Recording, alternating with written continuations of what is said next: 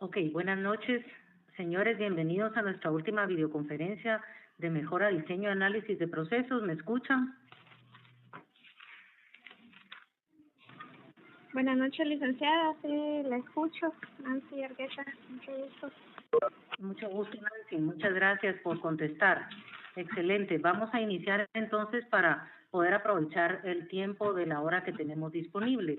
Esta es la última etapa, señores, del rediseño de procesos en el cual ustedes ya deberían de contar con la fotografía de la situación actual de la empresa, es decir, cómo están actualmente funcionando las operaciones en los diferentes departamentos, y luego vamos a preparar en esta etapa, que es la tercera etapa, digamos, del rediseño o de la videoconferencia, en la cual ustedes van a presentar las mejoras que se consideran necesarias para optimizar los resultados organizacionales. Entonces vamos a hablar en qué consiste esa propuesta de mejora.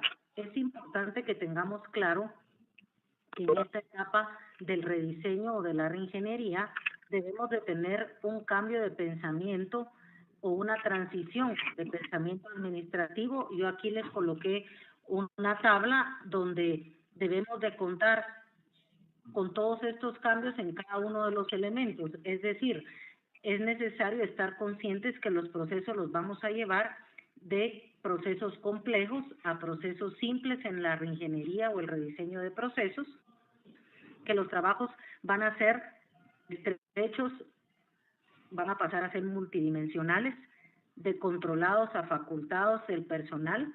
La estructura, en lugar de ser una estructura jerárquica, va a ser una estructura de equipos. El personal, en lugar de ser trabajadores y gerentes, van a ser llamados profesionales o socios. El eje ya no va a estar ubicado en las funciones de cada departamento, sino en los procesos. La medición no va a ser en base a la actividad que cada quien realiza, al resultado final que el proceso arroja. El gerente no va a ser llamado un supervisor, sino un coach o entrenador. El ejecutivo no va a ser solo aquel que marca o señala los defectos o fallas del proceso, sino va a ser un líder que da un ejemplo para que todo el mundo lo sigan y caminen hacia el resultado esperado. La prioridad no va a estar puesta en las finanzas, sino en las operaciones. El enfoque no va a ser de jefaturas, sino del cliente, y los valores no van a ser valores protectores, sino valores productivos. Es decir, teniendo claro que nuestra mentalidad debe de cambiar, entonces podemos iniciar a hacer el proceso de rediseño. Las empresas que han tenido mayor éxito en la etapa de la implementación del cambio son aquellas empresas que han podido de alguna manera comunicar a sus empleados la necesidad de que la organización dé ese paso de cambio. Y en relación a esto existen dos mensajes claves que, usados conjuntamente, tanto el argumento proacción como la visión, actúan como una palanca en el caso del argumento proacción y como un imán o atracción en el caso de la visión. Les voy a explicar a qué me refiero con estos dos mensajes claves que deben de ser comunicados. El argumento proacción es informarle a la gente en dónde estamos actualmente y cuál es la razón por la cual la empresa ya no puede seguir en la situación en la que está, hablando mercadológicamente, mercantilmente, en base a los clientes, en todos los aspectos. Por lo tanto, debe de ser un argumento convincente que transmita la idea de por qué es indispensable rediseñar para que la empresa pueda sobrevivir en la industria en la que se desarrolla. A eso le llamamos un argumento proacción. Y el segundo mensaje importante o clave es la visión del proceso. Es decir, aquí es donde nosotros damos a conocer al personal hacia dónde queremos llegar como empresa. Les damos a los empleados una meta específica para la cual trabajar. Es decir, tienen un imán que los atrae hacia llegar a ese punto. A eso me refiero con que la visión actúa como imán y el argumento proacción actúa como palanca. Los valores que les interesan y en la Ok, perdón, es que había ahí un micrófono conectado, entonces no nos escuchaba. Yo acá les puse un ejemplo de, perdón, antes de llegar al ejemplo, quiero informarles que el argumento proacción debe contener 5 elementos dentro de su redacción, es decir, una pequeña explicación del contexto comercial en el cual la empresa se encuentra, el problema que está enfrentando, las demandas que el mercado le exige, el diagnóstico que la compañía pudo identificar en el momento de la situación, del análisis de la situación actual, y lo que le costaría a la compañía no hacer nada, es decir, el costo de la inacción. Eso básicamente son los elementos que debe contar un elemento proacción, un argumento proacción. Y aquí les puse un ejemplo de una compañía farmacéutica donde, si ustedes lo pueden leer, ellos están describiendo en dónde están, la necesidad que como empresa tienen debido a la ventaja competitiva que lleva la competencia y a las exigencias que el mercado está solicitando en cuanto al registro de nuevos medicamentos. Y también están indicando acá qué es lo que la empresa podría perder o ganar al momento de quedarse en la situación donde está. Entonces, este es un ejemplo muy bueno de un argumento proacción que contiene los elementos antes señalados. Y el mensaje de la visión también debe de contener 3 elementos importantes. Debe estar concentrada en las operaciones de la empresa, contener un objetivo mesurable o medible bien identificado, y también de alguna manera hacer que se cambien los estándares de la competencia en la industria donde se desarrolla la empresa. Y aquí les puse un ejemplo de una visión clara con los 3 elementos que anteriormente pudimos identificar. Entregamos el paquete antes de las 10 de la mañana siguiente. Es decir, hace referencia a las operaciones diciendo qué es lo que realizan, en este caso entregar el paquete. Tiene un objetivo medible y claro, que es entregarlo antes de las 10 de la mañana, por lo tanto tiene una medición cuantificable y está inclinándose o motivando a la industria a cambiar los estándares de la competencia, es decir, de tiempos largos a entregas a la mañana siguiente, Entonces, de alguna manera, esta visión, aunque es muy corta y en una frase, lo cual a veces es muy beneficioso porque hace que las personas o los empleados se identifiquen con ella y se les quede una frase corta, como ustedes lo pueden ver aquí, llena los 3 requisitos que se solicita en el argumento de la visión del proceso. Ok, entonces, ya teniendo claro que es importante comunicarle al personal la razón por la cual la compañía necesita dar el paso del cambio o del rediseño, vamos a ver rápidamente las fases que lleva este proyecto de la presentación de la propuesta de mejora. La fase número 1 es la fase de preparación, la cual incluye el reconocimiento de la necesidad de que promueve el esfuerzo del rediseño o la reingeniería. Es decir, es importante que estemos todos conscientes de la necesidad que promovió a la empresa a este nuevo proyecto de cambio. Y este proyecto de cambio debe de estar totalmente apoyado por la junta directiva o el consejo de administración de la organización. Por eso decimos ahí que en la fase 1 es importante contar con el compromiso de la dirección y de la parte operativa de la empresa. Y también es importante contar con un equipo de reingeniería bien seleccionado, constituido y capacitado para que apoye el proceso de cambio en la organización. Por lo tanto, debemos de identificar a aquellas personas que tengan las competencias necesarias para poder apoyar el proceso de cambio y que sean un agente, como lo hablábamos en una de las videoconferencias que tuvimos las semanas anteriores.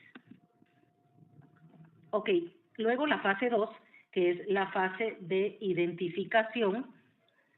Esta fase conlleva comprender el modelo de negocio con los procesos orientados al cliente, es decir, En la videoconferencia de la semana pasada hablábamos de la cadena de valor en la cual identificábamos los procesos primarios, secundarios y de apoyo de la compañía, y esto es necesario en esta fase identificar cuáles son esos procesos que están orientados al cliente y que en algún momento generan la rentabilidad de la empresa. De esa manera voy a poder identificar los ángulos que necesitan una modificación, ya sea de fondo o una modificación de forma, que de alguna manera van a enriquecer el resultado del proceso. Entonces, en la fase de identificación, básicamente lo que hago es identificar aquellos procesos de la cadena de valor que van a requerir una modificación, ya sea profunda o superficial, para poder enriquecer el resultado del proceso, siempre entendiendo que este resultado debe de estar orientado a satisfacer las necesidades de los clientes, ¿verdad? Ok. ¿Qué tareas hacemos entonces en la etapa de identificación? Bueno, es importante que en esta etapa tengamos claro y bien identificados los clientes de la compañía y cuáles son sus diferentes necesidades o deseos que la compañía debe de cumplir. Identificar también aquellos procesos principales que le agregan valor al cliente, que era lo que yo les mencionaba hace un momento.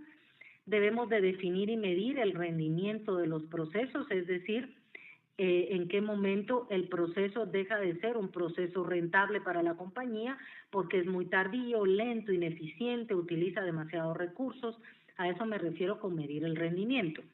Debo de definir también las entidades de relación directa con la empresa, es decir, van a haber algunas entidades externas que pueden tener relación con el proceso y que en algún momento las voy a tener que gestionar para que el proceso fluya. Pueden ser entidades como proveedores, entidades de gobierno, entidades bancarias, etcétera. También es importante identificar y analizar las actividades del proceso, haciendo pues el flujo, analizamos el uso de los recursos del proceso, fijamos las prioridades del proceso, es decir, mido el impacto sobre las metas y las prioridades de la organización. El impacto lo mido en base a la contribución que el proceso tiene a las metas de la empresa. La magnitud la mido en base a los recursos que el proceso utiliza o consume, y el alcance básicamente está medido en base al tiempo, costo, riesgo e impacto social que tiene implícito el proceso en la reingeniería. Entonces es importante medir el impacto en los tres ámbitos, ¿verdad? Tanto en su alcance, en su magnitud, como en la contribución de metas que tiene el proceso para la empresa. Ok. ¿Cómo validamos entonces un proceso? Yo aquí les puse algunas preguntas importantes que nos pueden servir para definir si realmente un proceso es primario o secundario y si puede ser eliminado o modificado. Me puedo preguntar, ¿es necesario, perdón, disculpen, es necesario este proceso? ¿Se puede eliminar?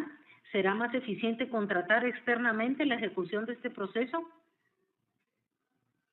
¿Existirá una mejor manera de resolver el problema? ¿Qué pasaría si no hacemos esto? ¿Podemos cambiar este proceso con otro? Estas son preguntas que nos ayudan en algún momento a validar las tareas de cada proceso y poder definir si el proceso es primario o secundario y puede ser eliminado o modificado. Ok, antes de entrar a la fase 3, ¿tienen alguna duda de lo que hemos visto hasta el momento? ¿Algún comentario? ¿Me están escuchando con claridad?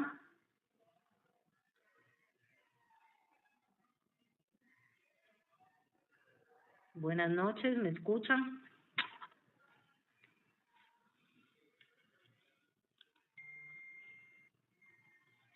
Buenas noches. Buenas noches, Jennifer. ¿Me escuchas? Ok.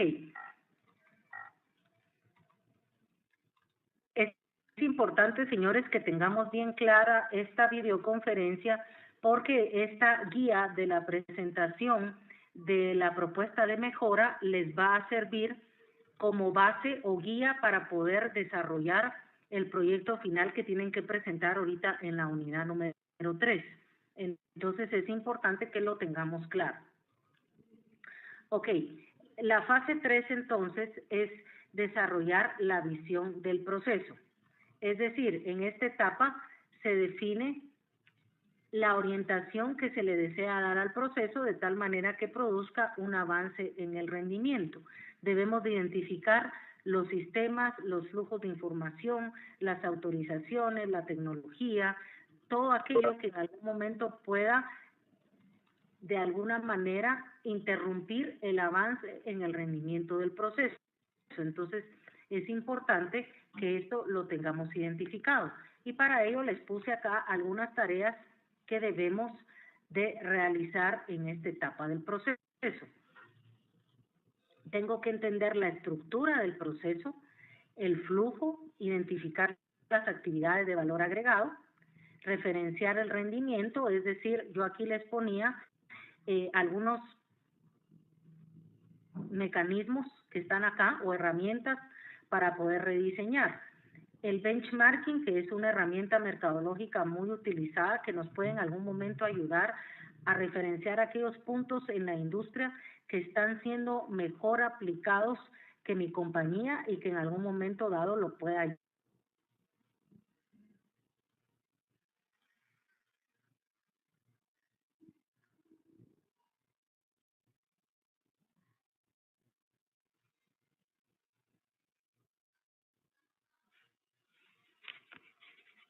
realizar en la empresa, y la facultación, que básicamente es una herramienta que delega la responsabilidad y la autoridad de la toma para que éste en algún momento pueda decidir para resolver X o Y situación, sobre todo con clientes. Entonces, referenciamos el rendimiento en cualquiera de las 4 herramientas que les mencioné hace un momento. Determinamos si hay impulsores y limitantes del proceso, que lo veíamos también en la videoconferencia anterior, que en algún momento pueden haber fuerzas que impulsan el proceso y hay fuerzas que lo pueden limitar o paradigmas que en algún momento traban el proceso. También es importante en esta parte de la visión calcular las oportunidades de mejora a corto y largo plazo, es decir, qué dificultades, costos, beneficios, riesgos, nivel de apoyo, etcétera, requiere el proceso al momento de ser implementado, ¿verdad? Entonces, básicamente aquí estoy previendo todos los aspectos que me pueden ayudar a rediseñar. Y aquí les puse algunas prácticas de mejora para definir la visión del proceso. Es decir, hay algunas preguntas claves que yo me puedo hacer que me van a ayudar a definir la visión. Por ejemplo, ¿cómo son los procesos similares en otras compañías de la industria? Es decir, que era lo que hablábamos hace un momento, el benchmarking, ¿cómo hacen ellos la misma actividad que yo estoy desarrollando? ¿Cómo se elaboran esos procesos en similares a otras unidades de la empresa? Es decir, si estamos en una corporación, yo puedo tener otros departamentos que realizan el mismo proceso y ver cómo lo están haciendo ellos para ver si yo puedo de alguna manera mejorar lo que hacemos nosotros actualmente. ¿Quién se beneficiará más de un desempeño efectivo del proceso?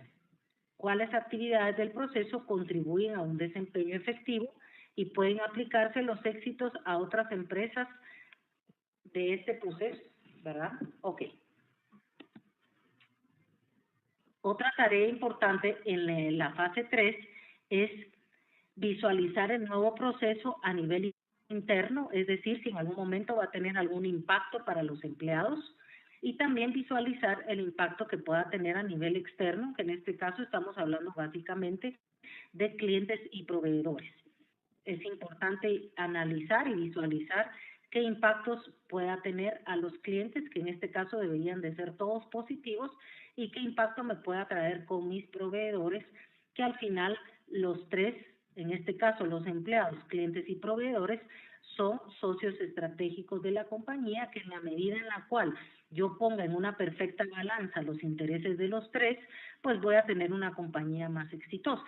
Recordemos que las empresas dependen no solo de sus clientes, en un 80-90% lo es así, pero también dependen de sus empleados y de contar con buenos proveedores que en algún momento dado le provean de materias primas de calidad a un buen costo y a un tiempo oportuno. Evaluar si existen conflictos en los efectos del rediseño entre los niveles internos y externos de la empresa, ¿verdad? Es importante también en la visión del proceso. Ok, el paso número 4 de la propuesta de mejora es realizar el diseño técnico. En esta etapa, básicamente, lo que hacemos es responder a la pregunta ¿cómo vamos a poner en práctica los cambios? ¿Cómo desarrollar un proceso para que cumpla con la visión que se estableció en el paso 3? Esto lo hacemos a través de la especialización, de la automatización y del cambio de una estructura organizacional de tradicional a funcional. Es decir, en alguna medida debemos de buscar la especialización de tareas para poder lograr efectividad en la ejecución y rapidez de cada una de ellas. La automatización también es básica porque eso me va a ahorrar costos y tiempo, y la estructura de tradicional a funcional para evitar que se trabaje bajo jerarquías, sino como hablábamos al principio, que el trabajo sea en equipo y con empoderamiento en cada una de las etapas. ¿Qué tareas básicamente hacemos en el diseño técnico, que es la etapa 4? Primero, debemos de reexaminar las conexiones del proceso, es decir, cuáles son los movimientos y cómo se coordinan los pasos que están implícitos en el proceso. Recordemos que el proceso como tal tiene relación con diferentes actividades y operaciones y debemos de examinar estas conexiones para que no sean tardías, burocráticas o lentas. Debemos de definir el instrumento para medir el rendimiento del proceso y cómo se va a informar ese rendimiento. Identificar la duplicidad de actividades e información. En este caso, pues debemos de evitar todo aquello que está duplicado y definir si hay necesidad de tratar un proceso de forma especial para que este proceso se separe y se trate de manera individual. Reubicar los controles en las actividades del valor en el punto donde se presenta el error. Es decir, las compañías ejecutan el control de calidad en aquellos puntos donde se agrega un valor y hay un riesgo, y ahí se pone un punto de control. Entonces, es verificar que estos puntos de control estén bien ubicados y si no, reubicarlos en el proceso para que contribuyan al resultado del proceso. También debemos de analizar si el proceso puede ser implementado en partes o módulos para poder revisar las relaciones de cada uno de ellos. Si el proceso en algún momento puede partirse, pues hay que analizar si conviene o no y si no afecta el resultado del dicho proceso, ¿verdad? O el producto que el proceso arroja. Es importante también en esta parte aplicar la tecnología o automatización, que es un recurso clave en el rediseño de procesos, al igual que la información y el recurso humano. En la medida en que yo pueda automatizar los procesos, voy a poder lograr reducir tiempos, optimizar recursos y que el resultado sea óptimo. Al igual que si esta automatización basada en los sistemas está alimentada por información adecuada, información de calidad, información oportuna, pues entonces el resultado que arroje la automatización va a ser bueno. Pero si yo le meto basura al sistema, le meto información tardía, información incorrecta, información no válida, pues el resultado que el sistema o la automatización me va a dar va a ser erróneo.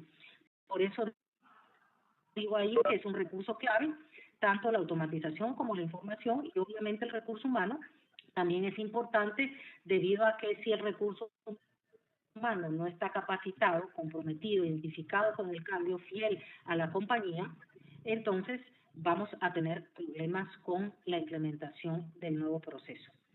Esta implementación debe estar planificada. Por lo tanto, debemos de evaluar las necesidades que tenemos de adquirir nuevos equipos, nuevas instalaciones, hacer pruebas, reducciones, etcétera, para que no nos tome el dedo en la puerta. Ok. ¿Qué preguntas podemos hacernos para generar grandes ideas en el tema del diseño técnico y contestar la pregunta cómo echar a andar el proceso? ¿Qué tareas se deben de eliminar o combinar? ¿Qué ejecutaría las nuevas tareas? ¿Qué clase de ayuda necesitaría el nuevo trabajador? dónde podemos aplicar tecnología, se puede ser más ambicioso en el resultado que estamos obteniendo ahorita. Este tipo de preguntas nos llevan a modificar el proceso y a hacer el proceso mucho más efectivo. Ok, antes de entrar a la fase 5, que es el diseño social, quisiera escuchar si tienen alguna duda, algún comentario. ¿Está quedando claro, por favor, señores?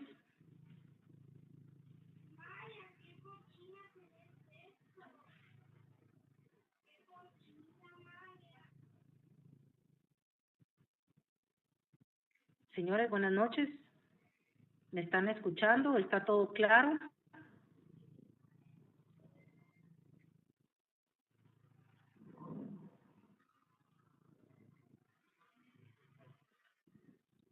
Ok, entonces continuemos. La fase 5, que es el diseño social, básicamente es la etapa en la cual medimos el impacto que tiene el rediseño en el recurso humano de la empresa. Recordemos que todo cambio en algún momento va a generar cierta incertidumbre, incomodidad, inconformidad con el personal, dudas de en qué momento pues me va a afectar mi puesto, me van a despedir. Entonces es importante medir este impacto que pueda tener el proceso de ingeniería en el recurso humano. En cuanto a qué lo vamos a medir, debemos de ver los cargos, los planes de carrera que la gente pueda optar, los incentivos, la capacitación, los despidos, las contrataciones, la reorganización, todo lo que tenga que ver con la estrategia del recurso humano, es importante medirlo en esta fase del proceso, ¿verdad? Que es la que llamamos diseño social. Para ello debemos de realizar también varias tareas o actividades que nos van a garantizar que el recurso humano en ningún momento se va a ver afectado por el proceso de rediseño. Primero, es importante facultar al personal que tiene contacto con el cliente, es decir, en este sentido me refiero a lo que hablábamos anteriormente. Facultar al personal es darle la autoridad y responsabilidad de que el personal en su puesto de trabajo tome decisiones y resuelva en base a las necesidades de los clientes, basado siempre en un parámetro de acción permitido por la compañía. Es decir, el empleado debe saber con exactitud en qué marco de acción puede moverse para no salirse de los parámetros, políticas o reglas establecidas por la empresa y poder en base a ello tomar la decisión en beneficio de satisfacer la necesidad del cliente. Esta parte en el diseño social es bien importante porque en la medida en que el personal esté empoderado, facultado, altamente capacitado, el cliente se va a sentir con una mayor satisfacción porque le van a resolver su duda, su inquietud o su necesidad con mayor efectividad en un menor tiempo y con el resultado esperado. Entonces es bien importante contar con personal altamente capacitado y facultado. Debo de también definir la matriz de cambio de los nuevos puestos versus los antiguos, es decir, los impactos que el cambio va a traer en base a la estructura de puestos anterior versus los puestos nuevos o propuestos en el proyecto. Entonces es bien importante definir una matriz de cambio en la cual gradualmente vamos a hacer que la persona haga la transmisión o la transferencia entre la situación actual de cómo ella hacía las cosas en su puesto hacia la nueva propuesta de cambio. Debemos de identificar también cuáles son las nuevas características y competencias que necesita el nuevo proceso de los puestos operativos y gerenciales. Va a haber necesidad en algún momento de recapacitar a la gente para que adopten las nuevas competencias, tanto gerenciales como operativas, que requieren el cambio o el rediseño de procesos. Entonces es importante identificar cuáles son para poder brindar la capacitación necesaria basada en estas necesidades. Luego debemos de definir la estructura organizacional Es decir, hablábamos de una estructura funcional a una estructura de equipos en la cual las jerarquías dejan de ser importantes en la administración y pasamos a formar parte de un resultado de equipo, donde lo que importa es lo que al final todo el equipo logre en la compañía y no el trabajo individual. Entonces es importante hacer esta reestructuración para que la gente sepa que vamos a estar midiéndolos en base a su trabajo en equipo, al aporte que ellos tengan a los objetivos del grupo. Ok.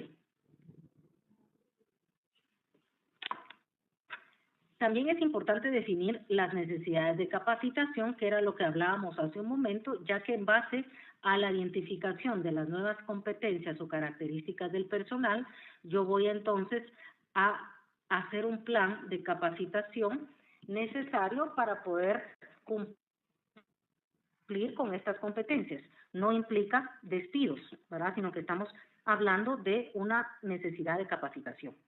Debemos también diseñar los planes de carreras e incentivos. Recuerden que es bien importante vincular los resultados de la empresa a los incentivos que el personal pueda en algún momento optar para que esa motivación no solo sea a nivel psicológica y emocional, sino también a nivel económico. Recordemos que hoy en día, pues la mayor motivación de un empleado, aparte de sentirnos cómodos con lo que hacemos y que tengamos pasión por lo que hacemos, pues también nos gusta ser remunerados. Entonces, en la medida en que yo tenga un incentivo o una remuneración justa basada en un resultado, el personal pues se va a sentir más comprometido, más identificado con la empresa y por lo tanto debería de brindar mejores resultados en su puesto, ¿verdad? Entonces es importante definir también los planes de incentivo y los planes de carrera. Me refiero básicamente a las oportunidades que el personal pueda tener de crecimiento dentro de la compañía en la jerarquía. En este sentido, pues cada nivel jerárquico dentro de la empresa implica una escala salarial mayor, mayores oportunidades de capacitación, mayor oportunidad de relacionarse. Entonces también este impacto en el desarrollo o en el crecimiento que un empleado pueda tener en la empresa también es importante, ya que lo motiva a seguir creciendo, a seguir aprendiendo, a seguir aportando para ser tomado en cuenta cuando existan estas posibilidades de crecimientos dentro de la empresa. A eso me refiero con planes de carrera. Ok. ¿Dudas con la parte de diseño social antes de pasar a la fase 6, que es la fase de transformación? ¿Ninguna duda, jóvenes? ¿Están muy calladitos ustedes el día de hoy? No he recibido ningún comentario. ¿Ninguna duda, jóvenes?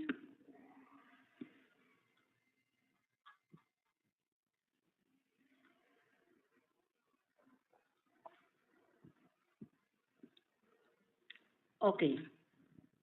Entonces, continuemos. La etapa 6, en la propuesta de mejora, que es la etapa de transformación, es donde realizamos básicamente las pruebas pilotos para poder implementar los procesos de rediseño. Es decir, en esta etapa nos vamos a asegurar de que al momento de lanzar el proyecto no haya ningún riesgo, ningún error, ninguna pérdida de información para que no salga afectado tanto el cliente interno como el cliente externo de la compañía. ¿Qué tareas son las que involucra o implica esta actividad? Básicamente debemos de evaluar al personal actual, es decir, evaluar sus destrezas, sus conocimientos, sus aptitudes, la orientación que esta persona tenga, el grado de conformidad o inconformidad con el cambio, para poder determinar si vamos a tener en algún momento a la hora de lanzarlo alguna resistencia y que esta persona requiera ser parte de un proyecto de sensibilidad donde hagamos conciencia al personal de la importancia que es que la empresa dé este paso de cambio. Entonces es bien importante identificar y evaluar si hay alguna, que en este caso puede ser una fuerza retenedora del avance del proyecto. Debemos de hacer pruebas del sistema, pruebas de las bases de datos, de los flujos de información, para estar seguros que al momento de salir con el nuevo proceso no va a haber ningún tropiezo en la ejecución de la información, ¿verdad? En la emisión de reportes, en los flujos de la información, de los datos, etcétera.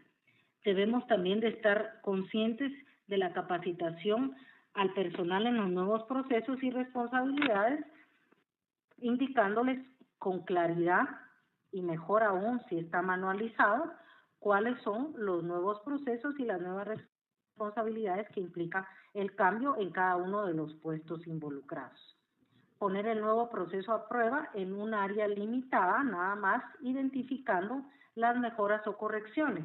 Esto con la idea de no poner en riesgo la operación total de la empresa y salir con una implementación de un 100%. Entonces, lo que se recomienda es hacer una implementación pausada, es decir, limitada de área por área, para podernos asegurar el éxito de la implementación del cambio, ¿verdad? No se recomienda que sea un cambio dramático en toda la organización. Debemos de corregir aquellas fallas descubiertas en la prueba piloto con el afán de implementar los cambios en el nuevo proceso de una forma controlada.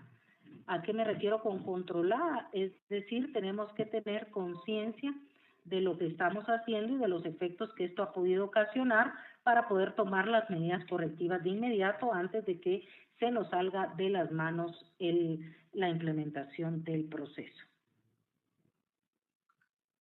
Y es importante implementar una cultura de mejora continua en la cual la calidad es base cero. Desde el momento en que yo ejecuto una tarea, me tengo que asegurar de que esa tarea va con el 100% de calidad, cero errores.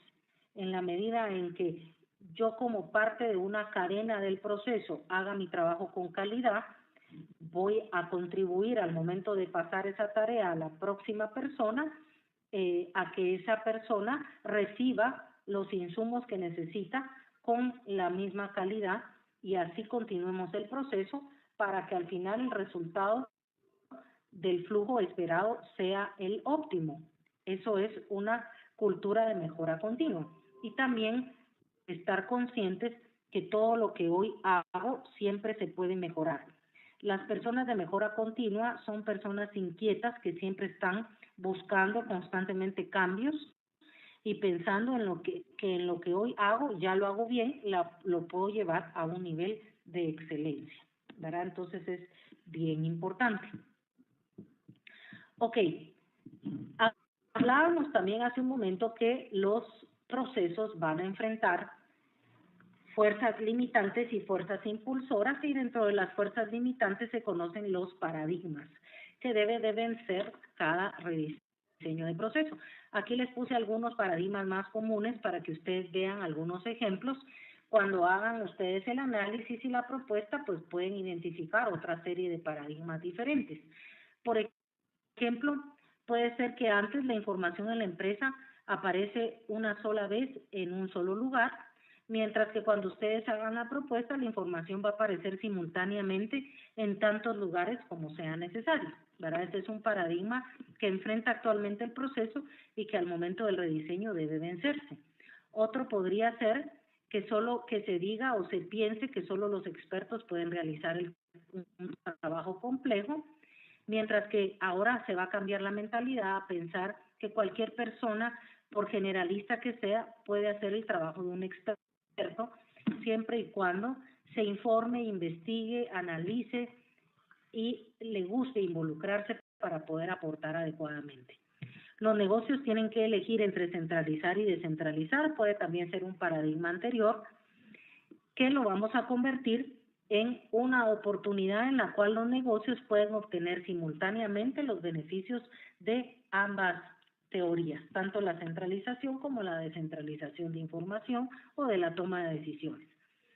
Los gerentes toman las decisiones de manera centralizada, y en el caso del rediseño, pues el nuevo proceso va a decir que la toma de decisiones es parte de todos en la compañía, ¿verdad? Eso se llama empoderamiento.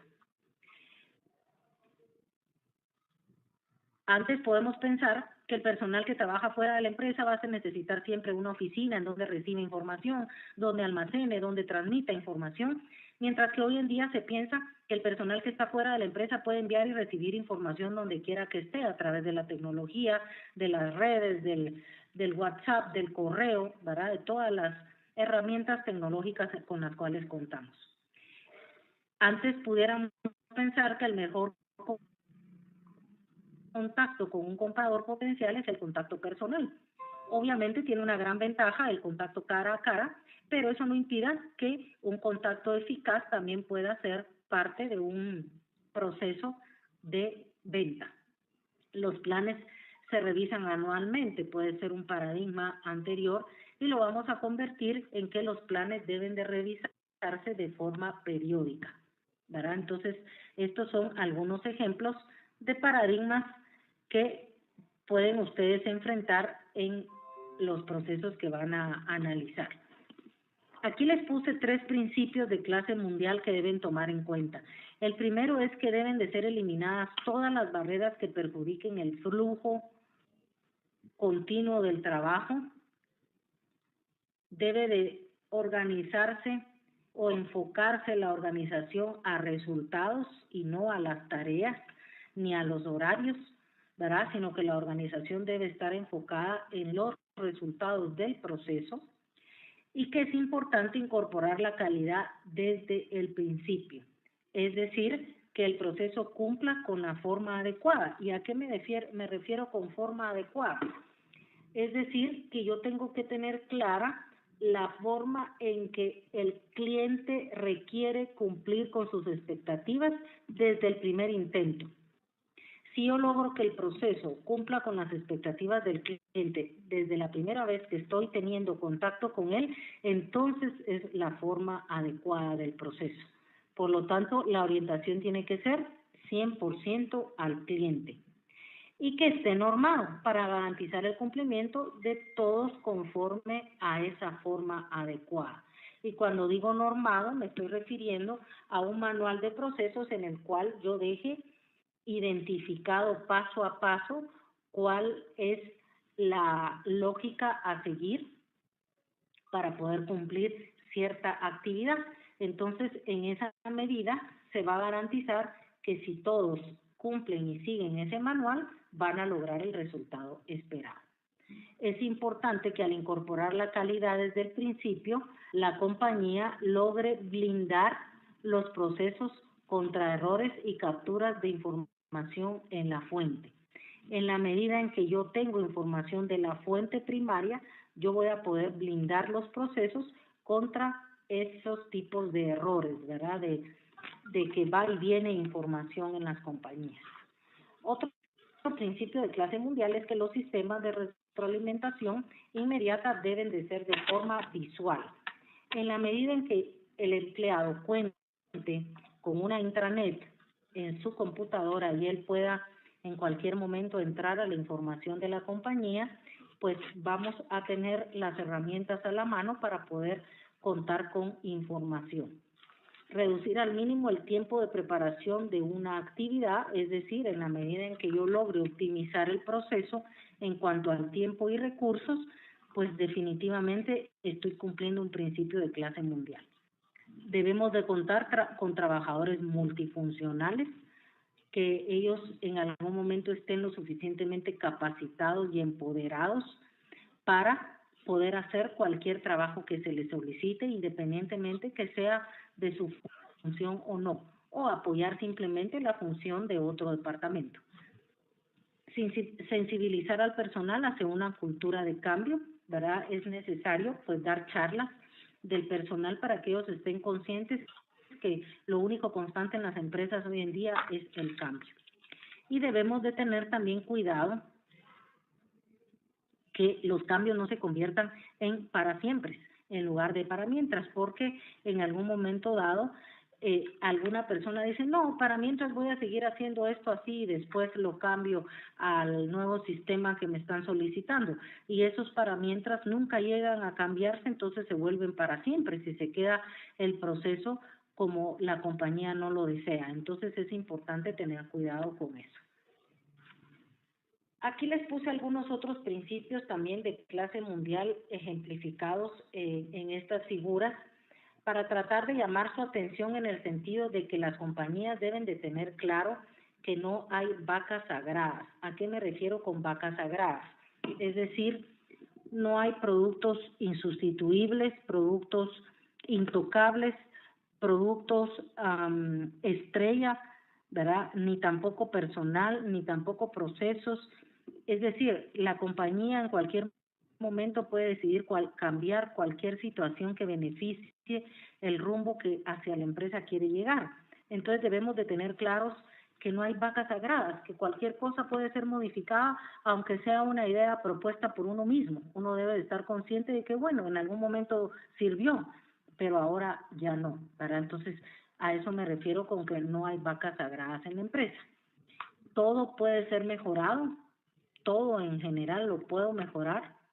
¿Le sirve al cliente? Ese es un principio de clase mundial. Me tengo que preguntar, ¿le sirve al cliente lo que estoy haciendo actualmente en la compañía? Si no le sirve, entonces analizo y veo por qué y me pregunto si lo elimino o no. ¿La responsabilidad es individual o es la responsabilidad de equipo? Hemos estado hablando que la estructura debe estar orientada de equipo, por lo tanto el resultado al final va a ser del equipo, pero eso implica que si yo formo parte de un equipo tengo que tener una responsabilidad propia para poder aportar el mismo nivel de exigencia de los demás integrantes del equipo para poder aportar y cumplir con el objetivo que el equipo se ha propuesto. Entonces, al final, es una combinación de responsabilidad individual y de equipo, porque si yo formo parte de un equipo, yo voy a ser lo suficientemente responsable para que ese equipo en ningún momento se afecte por mi irresponsabilidad, ¿verdad? Entonces, es una combinación de ambas. También es importante fijar metas ambiciosas. En la medida en que yo logre metas más ambiciosas en la organización, los resultados van a ser más óptimos y seguro la rentabilidad va a aumentar. Envisionar las mejoras significa tener clara la visión hacia la cual yo quiero llegar. En la medida en que las personas tengan clara la visión del proceso, van a poder ponerle una visión a cada actividad que ellos tienen que mejorar en la organización. Otro principio de clase mundial que las personas de mejora continua mucho lo promueven es que somos felices pero no conformes, ¿verdad? Hemos alcanzado un nivel de rentabilidad, de satisfacción de nuestros clientes, de utilidad es bueno, pero podemos seguir mejorando. Entonces, si yo me conformo, pues obviamente voy a parar de crecer, de mejorar. Por lo tanto, la gente de mejora continua nunca para, siempre piensa que lo está haciendo mejor, que lo que está haciendo lo puede hacer mejor, ¿verdad? Que lo que hoy hizo de una manera lo puede mejorar la próxima vez. Es importante contar con estos principios. Y dentro del proyecto también final que ustedes van a presentar, se les pide ahí que ustedes indiquen los pasos de la presentación de un proceso rediseñado. Y aquí les puse que debe de incluir básicamente 6 pasos. El objetivo del proceso que ustedes lograron rediseñar, el alcance que este proceso va a tener, es decir, dónde inicia y dónde termina el proceso, las definiciones o terminologías a utilizar dentro del proceso. Es importante que ustedes identifiquen si se va a utilizar cierta definición o terminología en el proceso para dejarlo claro dentro del flujo. Las normas o políticas de ejecución, que básicamente van a ser los criterios de decisión que van a garantizar que el proceso no sufra ninguna desviación, que era lo que les mencionaba hace un momento. En la medida en que yo tenga las normas y políticas dentro de un manual y lo tenga normado, la gente va a basarse en esa acción y por lo tanto no se van a salir del contexto que se solicita. El procedimiento detallado con sus diferentes actividades, incluyendo el responsable y el tiempo de ejecución. Y por último, el diagrama de flujo del proceso rediseñado, donde se compara el proceso anterior y el proceso actual. Estas deberían de ser las fases o elementos que se presenten en un proceso rediseñado ya al momento de entregar el documento a la junta directiva o a la gerencia general que solicitó el proyecto de rediseño. Ok, señores, acá termino la presentación. No sé si tienen alguna duda, algún comentario, algo que quisieran que platicáramos, porque todavía tenemos 10 minutos de la videoconferencia. Señores, por favor, quisiera escuchar sus comentarios.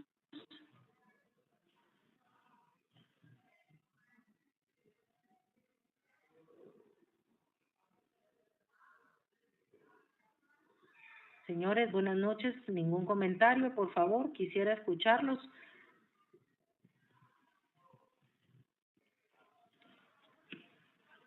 Todo está muy claro lo que platicamos en esta oportunidad. Quisiera estar segura que no tiene ninguna duda antes de que terminemos la videoconferencia. Señores, por favor. Licenciada, buenas noches. Le saluda Valesca. Buenas noches, Valesca. Muchas gracias por participar. Sí, gracias. Dime. Gracias. Disculpe, yo solo tengo una duda. No sé si puedo ver algo en este momento del proyecto final. Sí, dime, ¿qué duda tienes? En el inciso D indica matriz resumen del análisis del proceso. Ahí tenemos que incluir lo que es el diagrama de proceso y aparte también el resumen narrativo del proceso actual.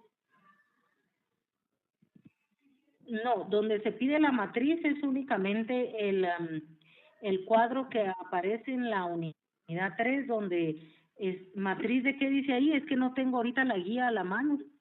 Sí, es que acá dice matriz resumen del análisis del proceso, 2 puntos, identificación, diagramación, breve descripción de las actividades, tiempo de realización y el análisis de valor agregado de cada una de ellas y el tiempo total del proceso. Entonces yo estaba viendo la unidad 2, que ahí se encuentra como la tarea relativamente que hicimos la semana pasada, de cómo diagramar un proceso. Si puedo incluir así la información o tiene que ser de otra manera. No, puedes utilizar ese diagrama donde se explica en la unidad 2 en base a los puntos que me mencionaste ahorita, donde está los pasos de la actividad, el responsable, el tiempo de ejecución, si agrega valor o no, lo puedes utilizar en ese mismo esquema. Ah, ok. Y aparte también hago o hacemos en el grupo lo que es la narrativa del proceso, donde va lo que indicaba en la última filmina de ahora, que es objetivos del proceso, alcance, definiciones y terminología, ¿verdad? Iría en ambos casos, en el proceso actual y en el proceso rediseñado. Sí, correcto. Exactamente. Ah, ok. Bueno, gracias, licenciada, muy amable. Bueno, Valesca, para servirte. Cualquier duda que tengan del proyecto, no duden en informármelo a través del chat o del correo y yo con mucho gusto los puedo apoyar.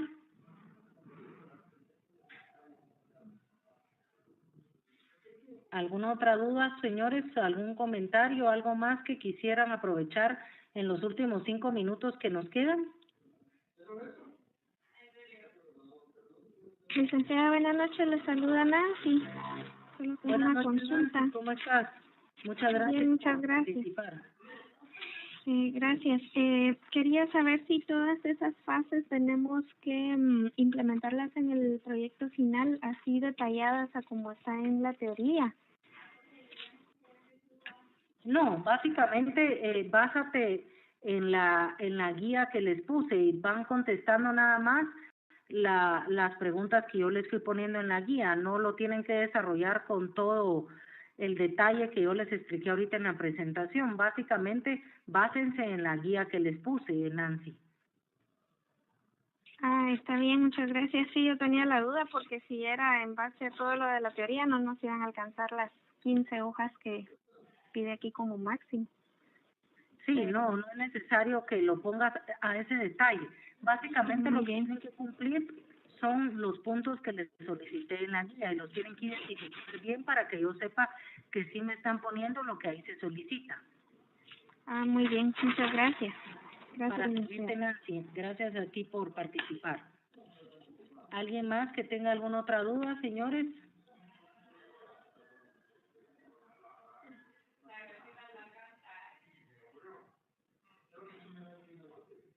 ¿Nadie más? Ok, entonces damos por finalizada nuestra videoconferencia. Recuerden que tienen todavía pendiente participar en el foro número 3, el cual estamos todavía abiertos para los comentarios y los aportes que cada uno de ustedes nos puedan hacer a las 2 preguntas que les planteé en el foro.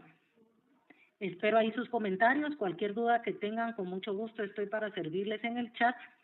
Y les deseo suerte en lo que resta de la clase jóvenes. Ha sido un gusto poder compartir con ustedes estas 3 semanas virtuales. Y les deseo suerte en el resto de sus cursos. Les deseo una feliz noche. Gracias, licenciada. Feliz noche. Gracias, feliz noche. Hasta luego. Gracias, licenciada. Feliz noche. Gracias por todo. Feliz noche.